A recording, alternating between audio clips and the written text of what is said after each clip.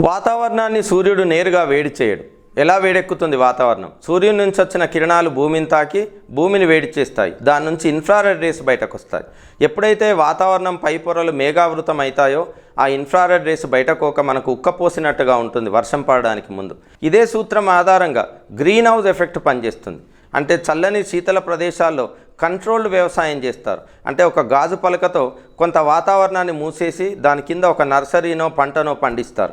అంటే వేడి బయటకు వెళ్లకుండా ఉంటుంది. ఇన్ఫ్రారెడ్ రేస్ గాజు పలక నుంచి బయటకు వెళ్ళదు. కాబట్టి మనిషి చేసే కాలుష్యాల వల్ల వచ్చే వాయువులను మనం గ్రీన్ హౌస్ గ్యాసెస్ అంటాం. సహజ సిద్ధంగా గ్రీన్ హౌస్ ఎఫెక్ట్ కంటే భిన్నంగా మనకేమవుతుందంటే కొన్ని వాయువులను కాలుష్యం నుంచి ఏర్పడడం వల్ల అవి వెళ్ళి వాతావరణం పై పొరల్లో ఒక బ్లాంకెట్ లాగా కప్పుకొని ఉంటున్నాయి. కాబట్టి ఎప్పుడైతే బ్లాంకెట్ లాగా కప్పుకొని ఉంటుందో భూ వాతావరణం యొక్క ఉష్ణోగ్రత పెరుగుతుంది. కాబట్టి దీన్ని మనం గ్రీన్ హౌస్ ఎఫెక్ట్ అని అంటాం.